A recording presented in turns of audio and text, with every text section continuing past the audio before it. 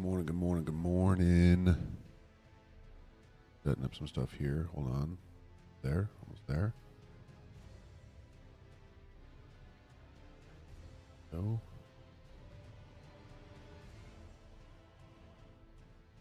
Twitch likes to scare me every day. All right. Welcome to Manhood. Today is Friday, someday in the month of February. It's like one of the last days of February, actually, now that I think about it. Very excited to be here. Might be feeling just a touch tired. Not super tired, just a touch tired. So we're going to do great. I'm making a few adjustments here. Then we'll be ready to go. All right. Good there. And there. All right, we're doing it. Welcome.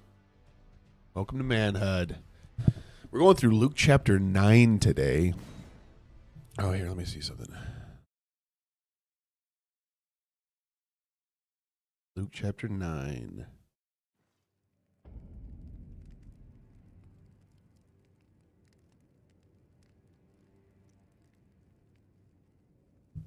We're here in the nice place of, what is this called?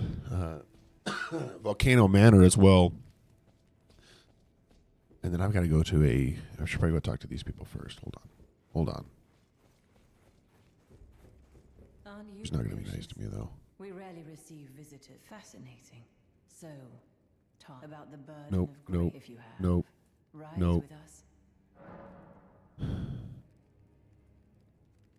What happens if I don't join? Do they fight me to the death?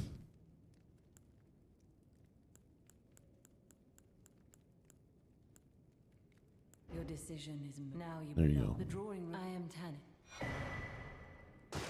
Yay, we did it. All right. Okay, so first off, every day we go through and we list 3 things we're grateful for. So I'm starting with that. Today I am... Hey, look at this. Perfume bottles. Nice. Let's see, what am I grateful for today? There's a lot. We had the owner of our company's mom goes to church with us, and she's just the sweetest lady ever. Don't I know this woman? Is this the... Pleasure to meet. I am Ryan under Lady Tanith's guidance. You're not. Brave Tanith under Lady Tanith's guidance. Anyway, she brought us meals yesterday. Tarnished. It was kind of funny though because Tanith's guidance. she brought it into work in the morning, and I didn't notice this, but she just apparently she had cooked it early in the morning. It was like a full-on roast that she had cooked really, really early, and she brought it into work, and she left it in my office in like a bag, like I don't know, you know what I mean, like a temperature igloo bag kind of thing. And so that was cool. And in my mind, I'm like, oh, okay, so it's like frozen, you know. Well, I didn't even notice it until a couple hours in, and then I just like left it sitting there, and then I brought it home, and I realized, no, it wasn't not frozen. It was flat out like just she cooked it. Welcome, Radar de Midgard. Radar? Radar? I think it's radar. Anyway, so I'm pretty sure it's ruined, which is really sad because it looks like a really, really good meal. But I am grateful for her for bringing that to us. But it did sit out for like 7 hours, and I thought it was like frozen or something, and it was not frozen or something. So there's that. My wife might be coming in here. I'm not sure. Well, I thought you were perhaps playing that, but no. Not sure. Consider Oh. She may be on her way. We'll see. She might drop off the baby girl in here. What else? I am... This one key works for a lot of rooms. For it being for the drawing room, it works for quite a few drawing rooms. If you're here and you want to throw something you're grateful for in the chat, please do. Massively important. What is this? Oh, is this the guy that we should have talked to when we were in Liurnia or whatever? We did not talk to that guy. Did not. Okay. Let's see. Oh, I get the opportunity today to go and I don't believe that guy.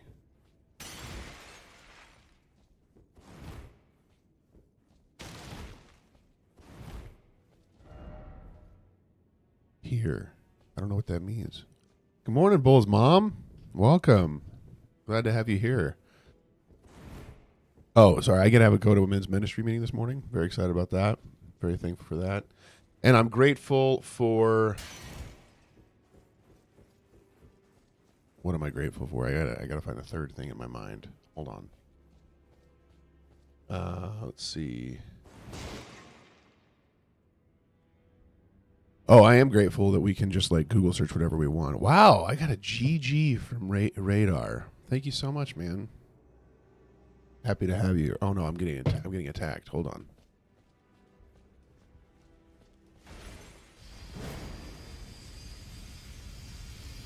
How long can you hold that for?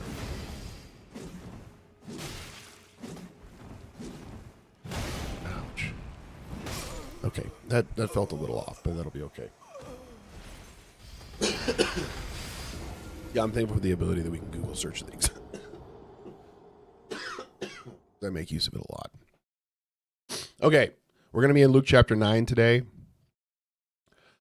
Luke chapter 9 asks a really, really important question that all of us are presented with at one point in our life, which is, oh, thank you for that, Radar. I can do that. That's a good idea. I kind of wanted to try and see if you can parry that wheel thing. But it asks a really, really important question that all of us are faced with, which is Jesus asking, "Who do you say that I am?" Right? What is the true identity that you see in me? And we're going to read about that. It'll be great. Hold on. That felt ridiculous. Nope. Didn't work. We'll dual-handed. We'll do what Radar told us to do. So up to this point, people have seen miracles. They've seen power. They've seen authority. But now Jesus kind of takes it personal. And when Simon Peter answers correctly, right, the Christ, Jesus immediately begins talking about suffering and the cross, right? So changing the perspective of what it means for him to be the Messiah. And that's kind of the tension in the chapter, right? There's this combination of power and sacrifice, glory and rejection and suffering, following Jesus and losing your life. And it kind of forces us to wrestle with, like, what are we following Jesus for? And what is our expectations of truly following him? So that's what we're going to be going through. And let's go ahead and do it. We're following his...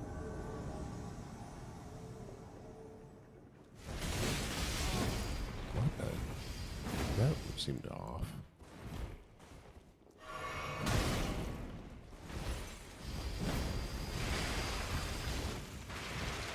Not gonna work. Here you go. We did it. There's the Ash of War.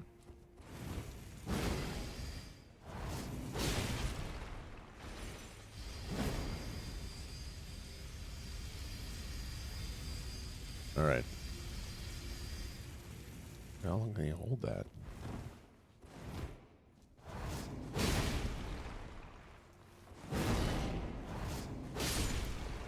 Way to go, Radar. You told us how to do it. That was awesome. Okay. Luke chapter 9. And he called the 12 together. Ooh, we should use Giza's wheel. He called them together and gave them power and authority over all demons and to cure diseases. And he sent them out to proclaim the kingdom of God and to heal. So, I find this interesting. We've just gotten done. They just went across the lake. They've seen his power. They've seen his authority. They've gotten to watch his miracles. They've literally gotten to watch him. Wait, are we in the chapter now where he... Hold on, let me check something. I'm confused on where we are because I can't remember if I read this yesterday, if we're reading it today. Let's see. This is a long chapter, by the way. Did we read yesterday? I think we read yesterday about him raising the young girl from the dead. Or am I confused about that? I think we did. So he's seen that. They've seen his power. They've followed him. He's given them an opportunity to understand like what his authority is and what he's capable of.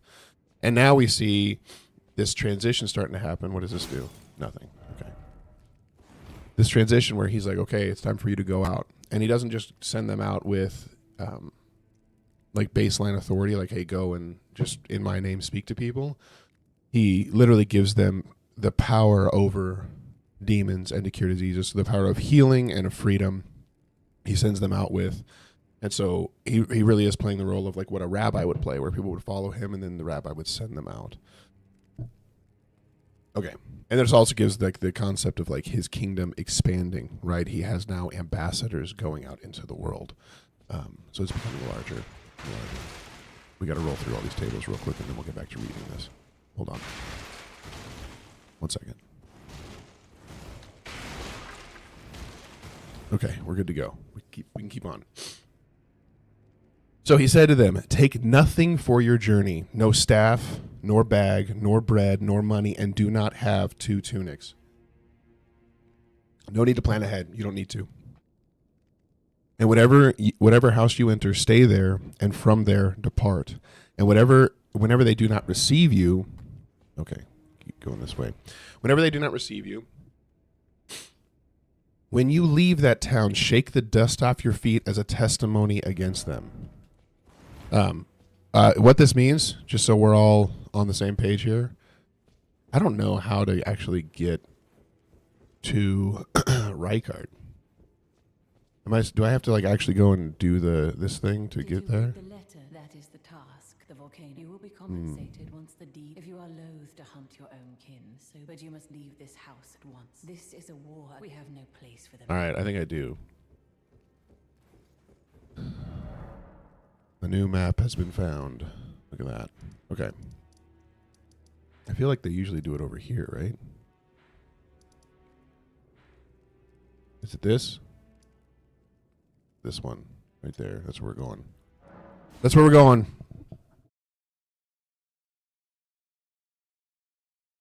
You can look for the entrance yourself. Oh, okay. I don't know where the entrance is.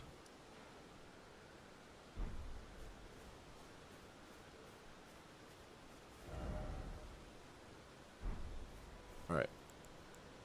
Okay, so he says, shake the dust off your feet as a testimony against them. Here's what I'll say about this. So this was a known act, and the concept here is to showcase that they are literally not leaving any speck remaining of this town, because the expectation is that God's full wrath and judgment is going to fall on them, and so they don't even want an aspect of the dust from the town on their feet. That is what this is essentially like showcasing here. Is when you shake the dust off your feet, it's like, listen, I don't want even a particle of this town connected to me, because you've rejected salvation and you are fully open for whatever wrath that God brings upon you. And so for any that didn't accept, that was the concept, is like the symbolic gesture of like your death be on your own head, your wrath be on your own head, kind of a thing. And they departed and went through the villages, preaching the gospel and healing everywhere. Now, Herod the Tetrarch heard about all that was happening. I'm probably going to get distracted here.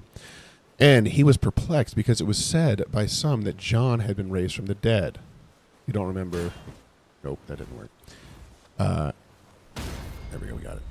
If you don't remember, all right, hey, have a good day, Radar. I appreciate you being here, man.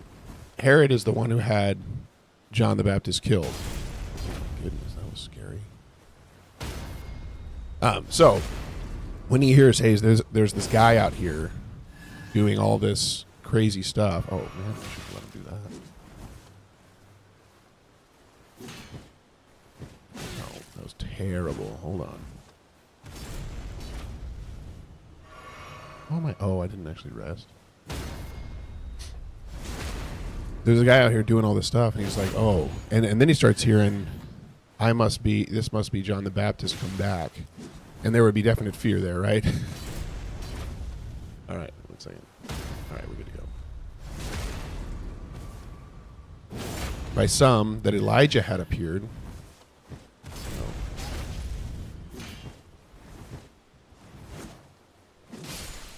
We did it. And by others, that one of the prophets of old had risen. And so he's feeling this sense of like guilt and the sense of insecurity of if this guy comes back, I have not. Oh wow, cool. Got some armor. That's sweet. I appreciate it. Ascertained faith. It sounds like you're doing a similar thing here, huh? Okay. Herod said, John I beheaded, but who is this about whom I hear such things? And he sought to see him. So I wanted to bring him into his presence. On their return, the apostles told him all that they had done, and he took them and withdrew apart to a town called Bethsaida. Okay, so when the crowds learned it, they followed him, and he welcomed them and spoke to them of the kingdom of God and cured those who had need of healing. So he's going around everywhere doing this. Do I have to go back to Volcano Man, or do I just go to the next spot? I don't know how that works. I don't know. We're going back.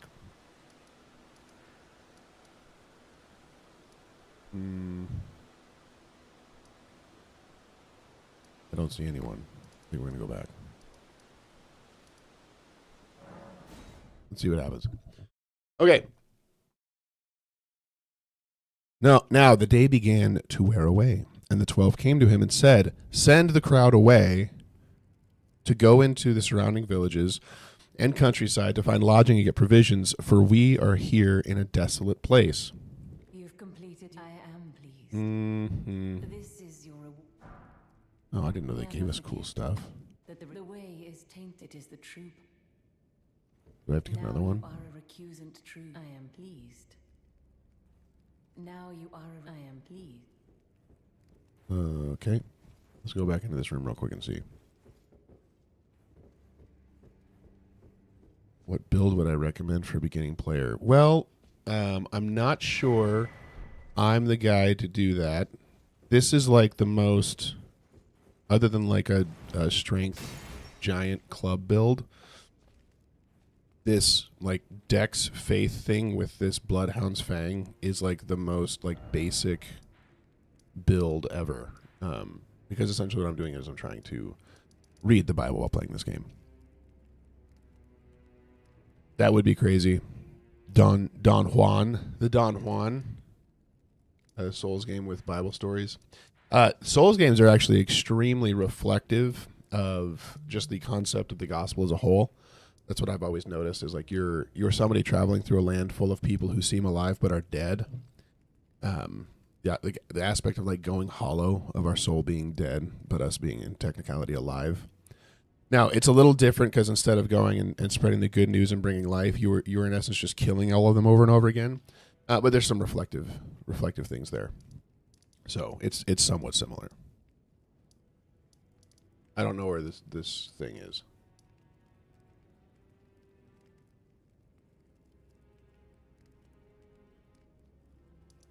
I do the dual. Mac asks what's a better dex weapon. I do the dual Uchigatanas. Oh, is that it right there?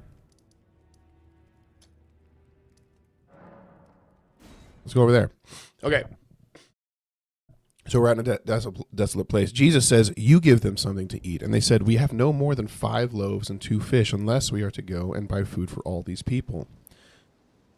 For there were about 5,000 men there. Now, really, really, really important case in this conversation. Is it down in the hole? I don't know how to get down in that hole. Maybe here. 5,000 men means they're not counting the women and the children. So we're not talking about 5,000 total people. We're talking probably closer to like 10 to 20,000 people, depending on how many children were there. Because usually the women would be with the men. So this is a massive, massive number of people. Okay, for there were about 5,000 men, and he said to the disciples, "Have them sit down in groups of about 50 each." And they did so, and had them all sit down. And taking the 5 loaves and 2 fish, he looked up to heaven and said a blessing over them. Then he broke the loaves and gave them to the disciples and set them before the crowd. So this is coming right off the heels of us reading about him being greater than Elijah and Elisha. He heals the young girl by just saying, "Rise and get up." And I still feel I'm losing track of time, so I feel like I'm actually getting ahead of myself, and that's in the future. But remind me, I'm pretty sure we read that yesterday. So he's greater than Elijah. He's greater than Elisha because he's able to just command this to happen. And then what we see here is something that's very reflective of the manna in the wilderness, right? Back in the Old Testament, the Israelites are out in the wilderness and they cry out for food. They're hungry in a desolate place. And Moses prays, and then what is this? Sweet. Blood blade. Sounds dark. Moses prays, and then God sends down manna from heaven for them, right? So this is something where Moses cries out and God responds. Elijah cries out. What is that thing? Oh, that looks scary. Elijah cries out and God responds and raises the girl from the dead. Elisha cries out. He lays on the young girl. The same thing happens, or the young boy. I can't remember if it's a young boy. They pray. They lay on top of them, head to head, foot to foot. And then God responds to their prayers. There's 2 of them. And then we see Jesus, when he goes and raises the girl, he just grabs her hand and says, "Get up," right? This proclamation that he is greater than these prophets of old. And now we see this reflective story of the healing of these people, feeding of the people. Massive number, similar to what we see in the Old Testament with them in the wilderness. And rather than him having to cry out and God having to send food, rather he just commands, he blesses the people, he gives thanks for the food, breaks it, and hands it out, right? So this is, once again, an elevation of he's greater than the prophets. Once again, an elevation of, hey, he's greater than Moses. These patriarchs, these people that you all look up to, Jesus is showcasing through these miracles that he is a different tier. He is something different. He is the Messiah. Is it using 2 of them? Oh, it is. Okay. It better be worth it.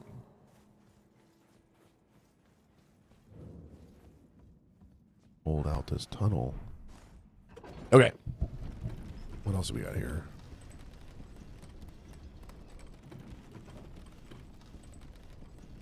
All right. Okay. And they all ate and they were satisfied, and there was leftover, and what was left over was picked up 12 baskets of broken pieces. So this is now showcasing that what Christ supplies is overabundant, right? We've got between 10 to 20,000 people sitting there. That's an estimation, right? 5,000 men that we know of. And then we've got a leftovers after everyone has eaten to their fill, right? So what Christ brings, what Christ supplies, what he provides is far more than we actually need, right? Which is huge. All right. Now it happened that he was praying alone. Every single time this comes up, because it comes up over and over and over and over again, I restate, we see this consistently and regularly, that Jesus needs to separate, get on his own, and pray to the Father, and he himself is God. There's a mystery there. But in the same way, you and I need to separate, get away, and pray to our Father. It's massively important. If Jesus needed it, we absolutely need it. Hold on.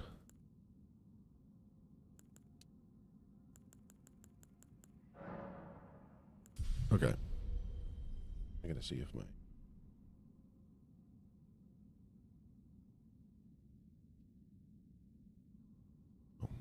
I gotta pray for my buddy. All right. Now it happened he was praying alone. The disciples were with him, and he asked them, "Who do the crowds say that I am?" And they answered him. Some say John the Baptist, but others say Elijah, and others, one of the prophets of old has risen. And then he said to them, "But who do you say I am?" And Peter answers him, "The Christ of God." So Peter's proclaiming here, I understand actually who you are. I believe you to be the Christ, right? And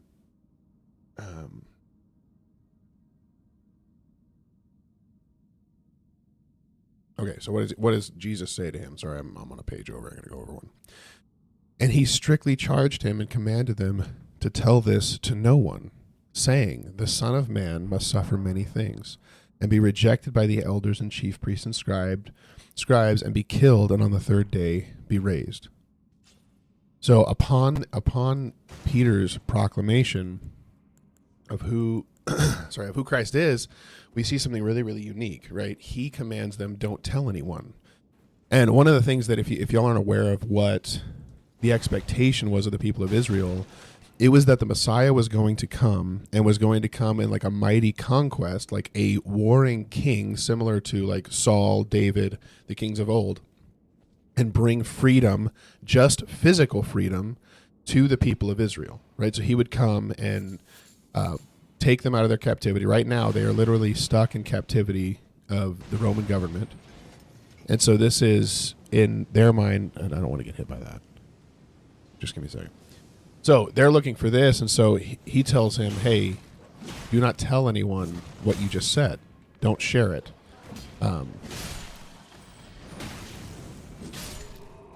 Because there's this false expectation of what I'm going to do. And we see this even in the actual disciples themselves, of what they think he's coming to do versus what he's going to do.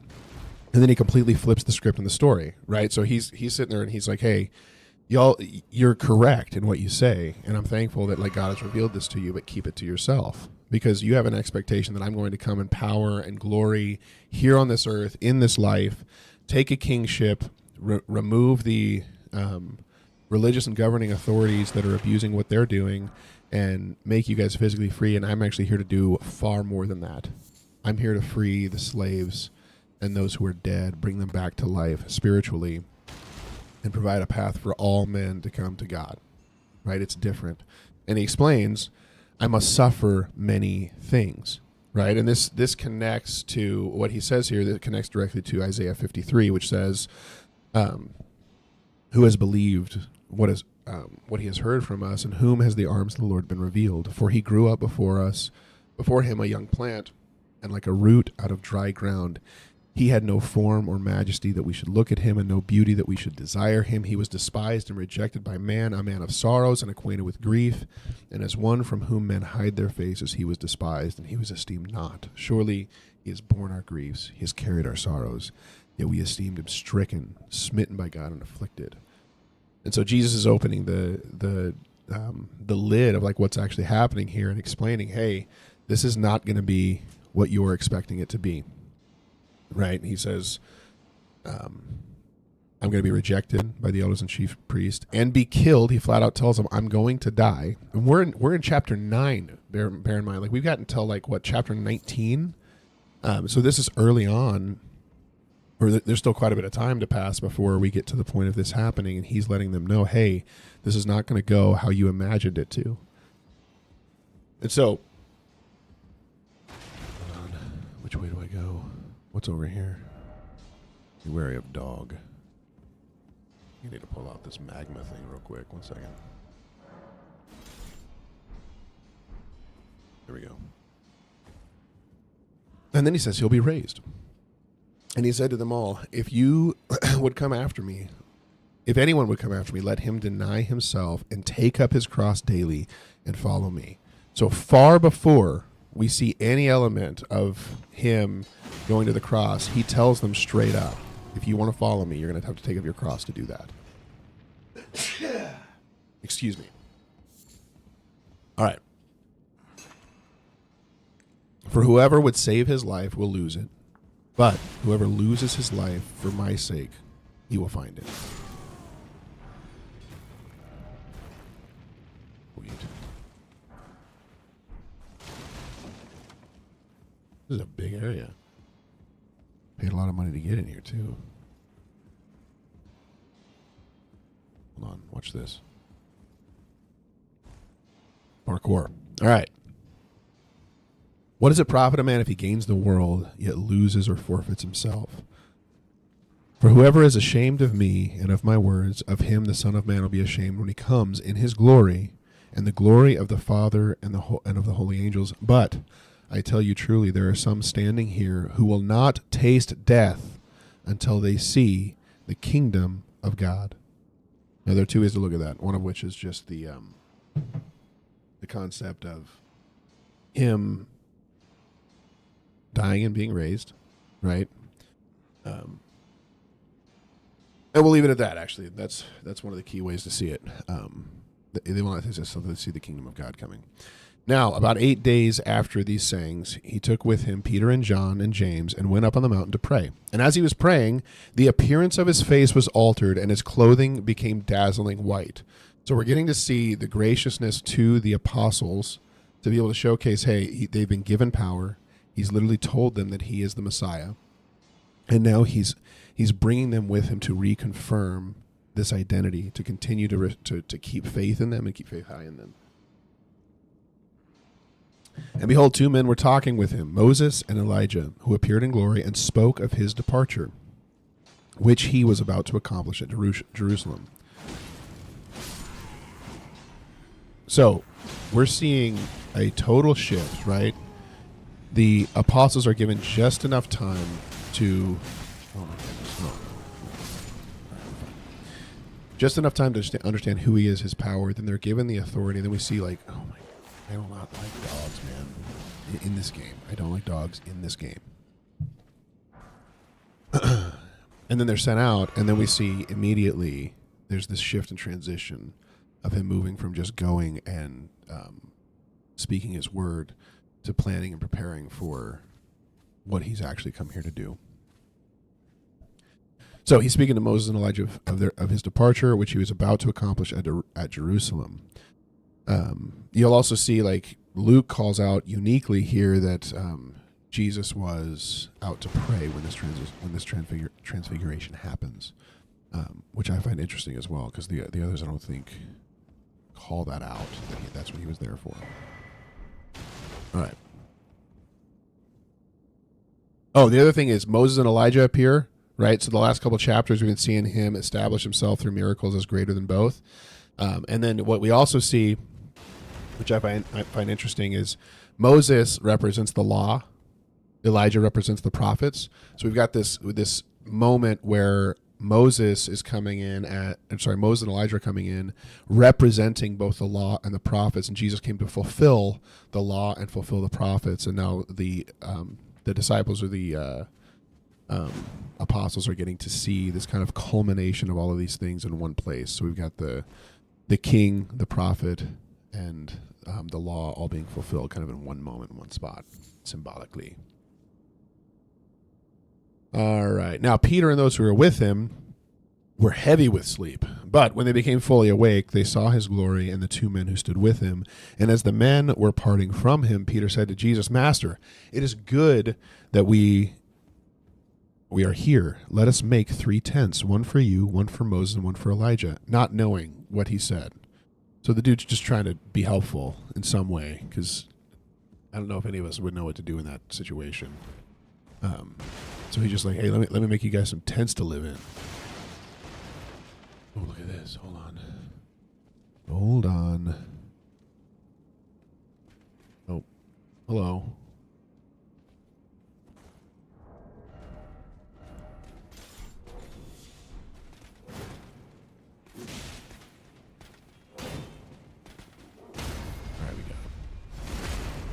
Oh, they're all coming over now. We're probably toast. No, we're not. We're good. Oh, don't do that. Come here. Okay, we did it. I feel really good about that. I didn't like this, though.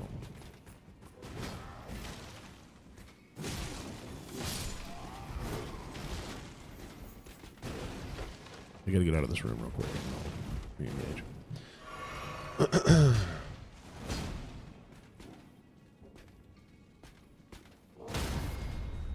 Okay.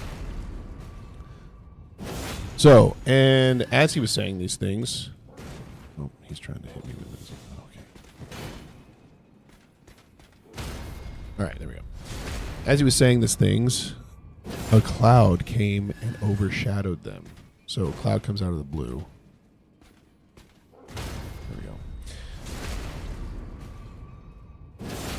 and they were afraid. Oh, he's dead. Okay. They were afraid as they entered the cloud, and a voice came out of the cloud saying, "This is my son, my chosen one. Listen to him." And when he spoke, when the voice had spoken, Jesus was found alone. So cloud rolls in, voice speaks, and when it parts, it's just them with Jesus there again. And they kept silent and told no one in those days anything of what they had seen. And on the next day, when they had come down from the mountain, a great crowd met him. And behold, a man from the crowd cried out, "Teacher, I beg you to look at my son, for he is my only child." And behold, a spirit seized him, and a spirit seizes him. He's still speaking, sorry. Behold, a spirit seizes him, and he suddenly cries out. It convulses him so that he foams in the mouth and shatters him and will hardly leave him. And I begged your disciples to cast it out, but they could not. Really, really interesting here. They've been given all authority to do this work. These dogs, man. They've been given this authority. Wow, that's cool. A little hammer. And yet, there's immediately this moment afterward in the same chapter where this man comes in and he's like, "Hey, your disciples couldn't do this. They didn't actually fulfill what you said they would do." And Jesus answered, "O faithless and twisted generation, how long am I to be with you and bear with you? Bring your son here." And while he was coming, the demon threw him to the ground and convulsed him. But Jesus rebuked the unclean spirit and healed the boy and gave him back to his father. I think key piece here in my mind. What's over here? It looks like there's something back there. Is that they're given this initial authority, but it's key, right? That like the authority is not what matters. This is kind of like when we were reading in 1 Samuel, and they bring the Ark of the Covenant of God out on the battlefield in hopes that it helps them to win the war, right? So rather than actually seeking God, pursuing Him, and holding to Him, they are trying to utilize the strength that He's given outside of Him. And I take that as what we're seeing and learning here is similar. It's like, yes, they have this authority, but it's important that what they're maintaining and holding to is Christ and His power, right? Not that they have this strength on their own. Oh, hello. We're just going to keep hitting him until it's over. There we go, we got him. They've got to maintain this relationship with Christ and hold on to His authority and His power, because He's the one that's actually completing this for them. There is so many hidden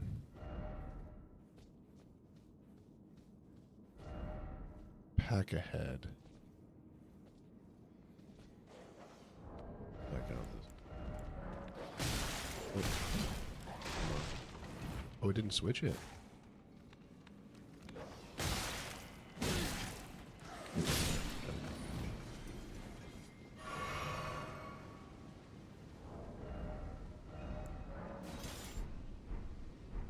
All right, let's go.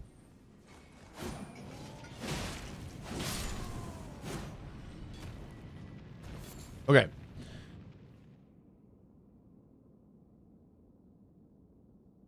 And all were astonished at the majesty of God. But while they were all marveling at everything He was doing, Jesus said to His disciples, "Let these words sink into your ears. The Son of Man is about to be delivered into the hands of men." But they did not understand the saying, and it was concealed from them so they may not perceive it. And they were afraid to ask Him about the saying. So they didn't understand, and they still would not ask. An argument arose among them as to which of them was the greatest. But Jesus, knowing the reasoning of their hearts, took a child and put him by His side. So these guys are not understanding the context of like Jesus' character or what He's doing. And they're still sitting there with this wrong mentality, even after He says that He must be delivered into the hands of the religious authorities to be killed and raised on the third day. They're clearly not understanding what He means by any of that, because they're literally being like, "Hey, which of us is the greatest?" Right? And He said to them, "Whoever receives this child in my name receives me, and whoever receives me receives Him who sent me. For he who is the least among all of you is the one who is great." And John answered, Master, we saw someone casting out demons in your name, and we tried to stop him because he does not follow with us. But Jesus said to him, do not stop him, for the one who is not against you is for you. This is also interesting, counter opposite to what we hear today, and like even in our culture as a saying. We hear, if you're not for us, you're against us. And Jesus says the opposite. If you're not against us, you're for us. Right? If he's going around and speaking in my name, why would you stop him? And when the days drew near for him to be taken up, he set his face to go to Jerusalem. So this is like a key little moment here, right? Where this signals like a determined mission towards the cross, right? And we're still in chapter 9. We have to go into like chapter 19 to see this to fruition. But there is this moment of he is preparing to go forward and do this thing, and he sets his face toward Jerusalem. So this is a transitional moment. We're not just doing standard everyday ministry. There is an active directive toward the cross. And refocusing, right? Everything from here on out is like this focus to, hey, we're heading to the cross. The focus is the cross. The focus is this redemption, this focus here. We're moving away from just like reworking how you understand the law, reworking all this stuff. This is directly now focused on Jerusalem and on the cross as a sacrifice and where Jesus is headed. And so he sets his face to go to Jerusalem. And he sent messengers ahead of him who went and entered a village of the Samaritans. Samaritans are people who were of the... Okay. Let's see. People who are of the... essentially, they're at least part of the people of Israel. By that I mean like part, like blood part, like they usually have gone with foreigners, married foreigners, and that kind of thing. And so they were looked down upon because the people of Israel were very much, hey, we stay within our line of people, within the people of Israel. But they go into the village of the Samaritans to make preparations for him, but the people did not receive him because his face was set toward Jerusalem. They are not happy with Jerusalem. And when his disciples, James and John, saw it, they said, Lord, do you want us to tell fire to come down from heaven and consume them? These guys are literally called the sons of thunder, and you can kind of see here why. There's like a element of like complete and utter zeal with possibly a lack of maturity and a lack of understanding of like who Jesus is, because they're like, hey, should we just have all these people killed, you know? Oh, what should I do here? Hold on. There's something I can throw, like a fire pot.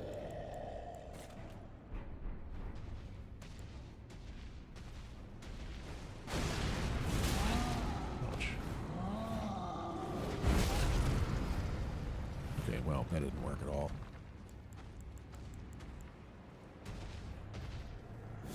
I mean, he is a bad one.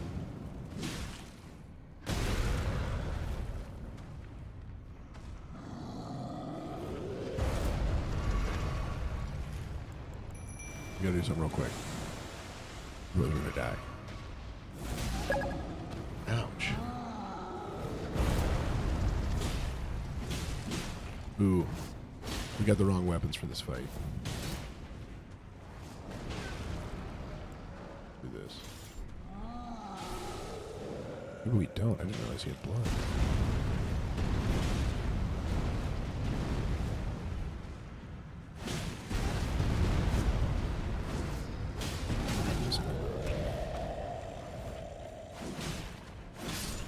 Okay, we did it. That was super easy. Never mind. Hey, thanks for following, Grim Grizzly. Ooh, a great club. We should switch to a cool, like, strength gameplay. Be fun. All right. Oh, village of Samaritans. Hey, do you want us to burn them all alive? But he turned and rebuked them, and they went to another village. And as they were going along the road, someone said to him, I will follow you wherever you go. And Jesus said to him, foxes have holes, and birds of the air have nests, but the Son of Man has nowhere to lay his head. And another said, follow me. And to another he said, follow me. But he said, Lord, let me first go and bury my father. And Jesus said to him, leave the dead to bury their own dead. But as for you, go and proclaim the kingdom of God. Yet another said, I will follow you, Lord, but let me first say farewell to those at my home. And Jesus said to him, no one who puts his hand to the plow and looks back is fit for the kingdom of God. These are very drastic statements to be made, right? These are massive, like these are just extremely hard statements to follow.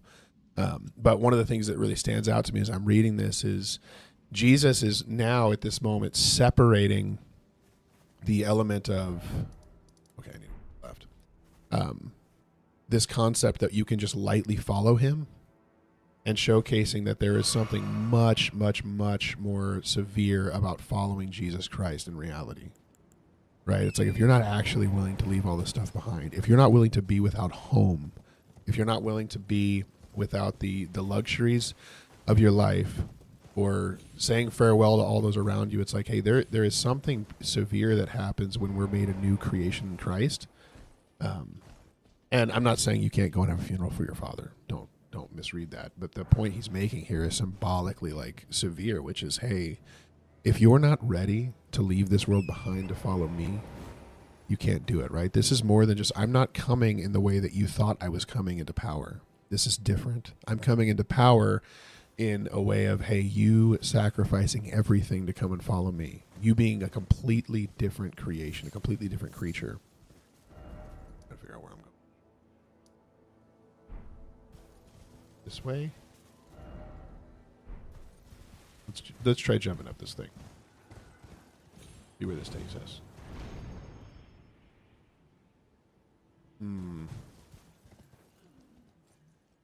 Okay.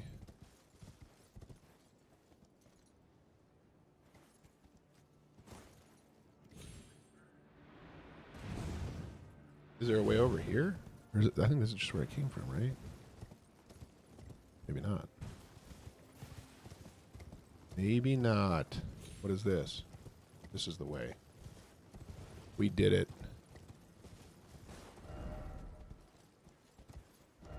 Didn't expect. Oh, that people falling from to their death. Oh, it's this guy probably. Probably should have sat down and healed. I'm not gonna have enough heals for this, but we'll fight him real quick. Oh, I didn't switch my weapon. Like when Gid tested Abraham regarding God, sorry. I see what you're saying. Like when God tested Abraham regarding Isaac. Yeah, I think that's a good example. I think that's also, whoops. Oh, he's throwing stuff. Or is that a bow?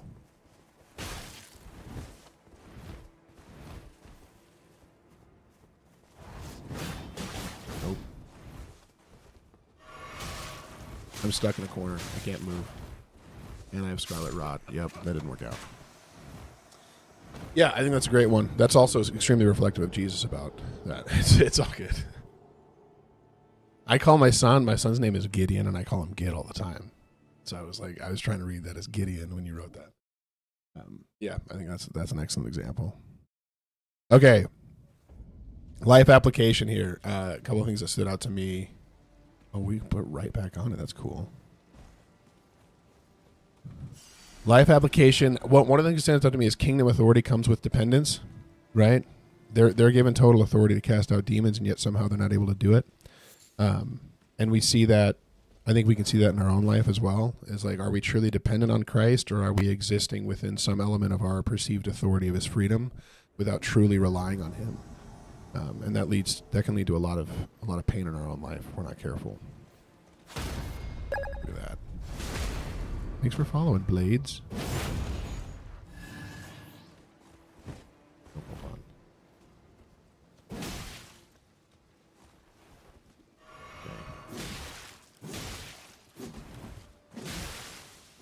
Okay. Hey, we got him.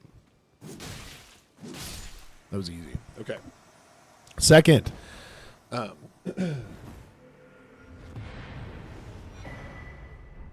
One of the things that I think can stand out is like correct belief must lead to like a true surrender. When we look at like Peter, he has a correct understanding, but I think that we're going to see here in the future, like struggling with the cost of truly following God, what it means to truly follow Christ.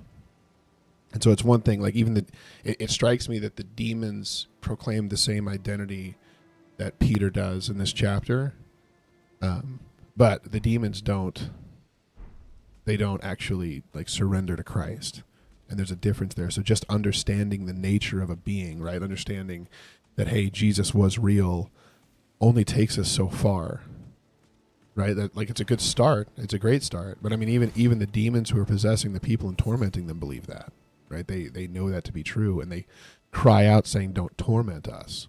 But there's no element of surrendering to him. It's just a fear of what he's going to do to them.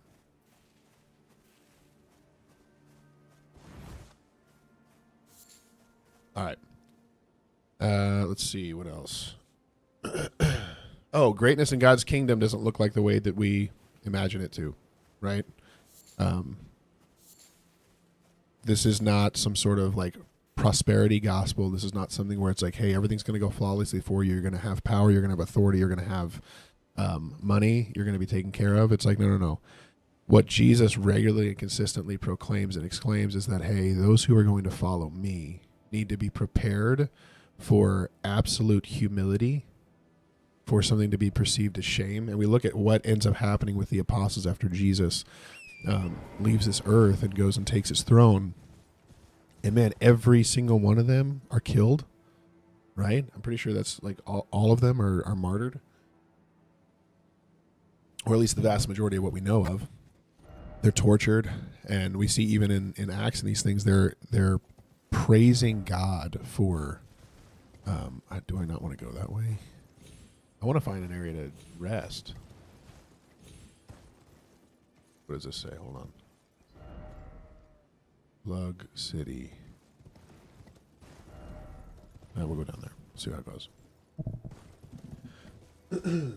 But it looks very different. We need to be ready for persecution, for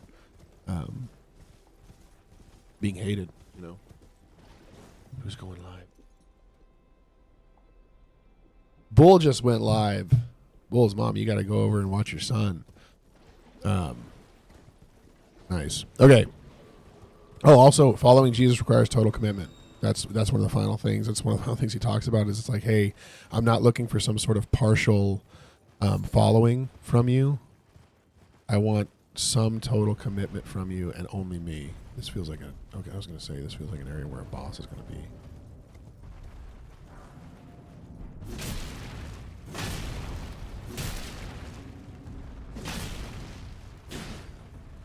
Oof. Oh, what's this guy?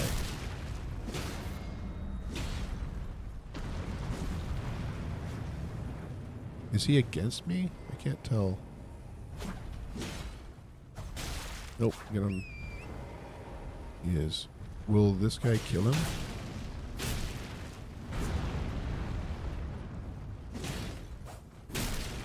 Hold on. I don't think he's damaging that guy. He's only damaging me. Oh, goodness.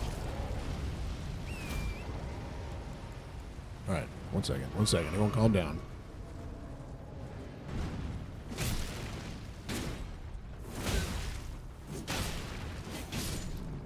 Okay, we're good. It's only one guy now.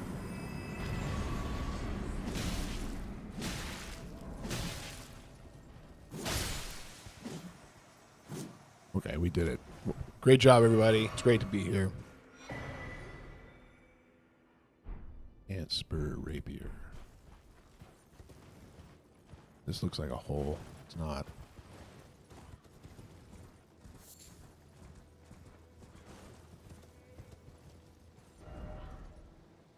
Don't lie to me. Doing that. We're not doing that.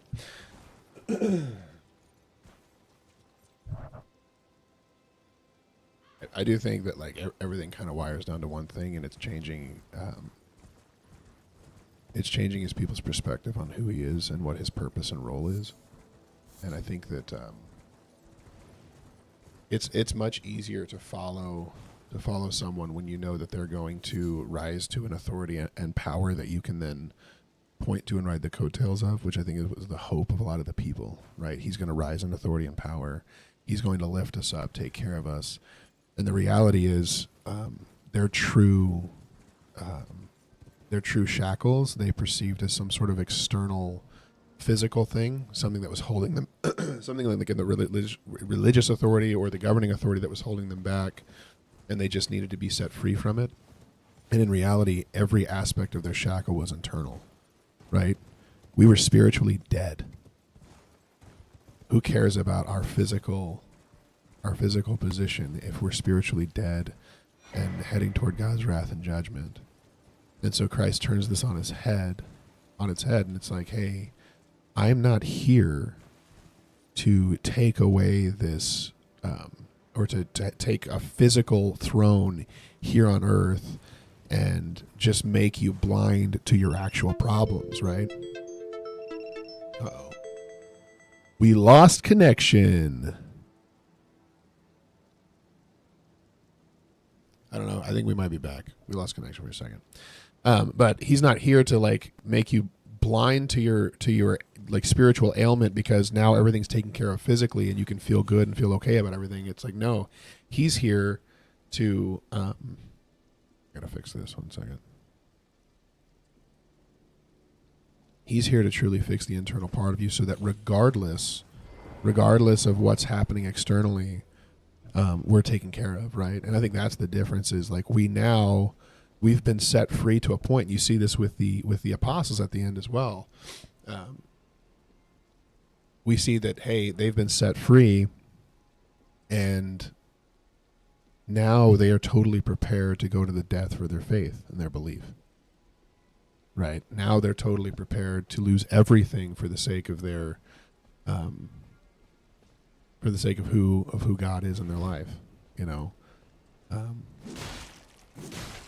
it's so different. And I love it. And it's huge. Oh no. Hold on. Now we're poisoned. I gotta find a...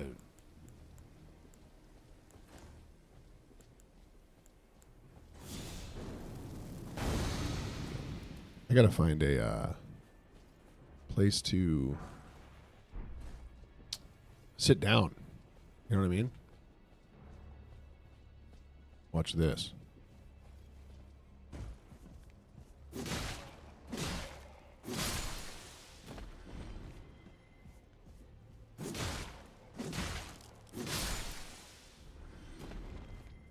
Okay, there's a lot of slugs.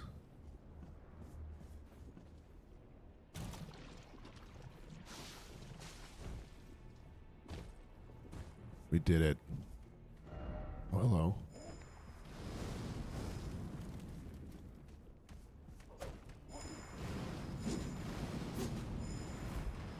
Man. Terrifying.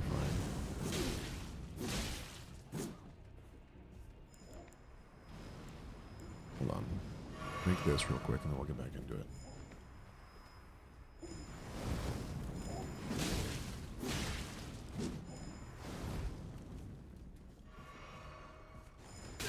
Ouch.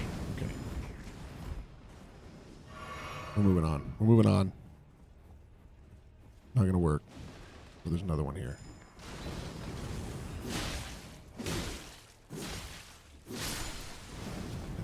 Makes me upset.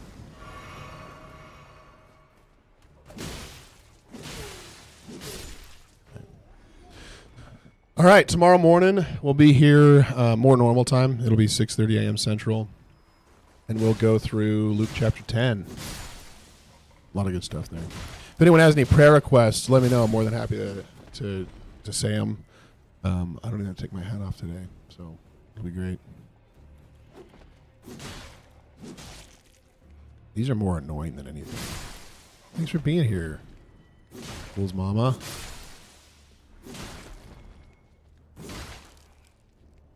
I enjoy this. It's good.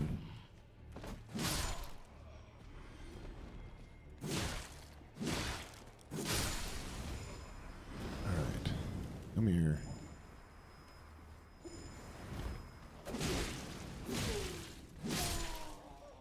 We did it. Feel good about that. Okay. I feel like there's going to be someone I need to parry in this area.